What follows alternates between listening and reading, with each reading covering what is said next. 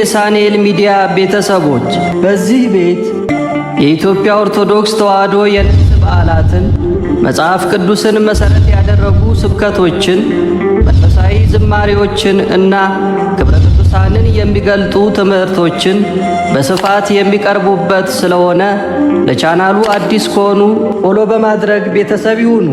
ቪዲዮዎቹንም ላይክና ሼር በማድረግ መንፈሳዊ አገልግሎቱን ይደግፉ። የዛሬውን ቪዲዮ ሙሉውን ማየት ከፈለጋችሁ ባዮ ላይ ባስቀመጥነው ዩቲዩብ ቻናላችን ሊንክ ላይ ያገኙታል።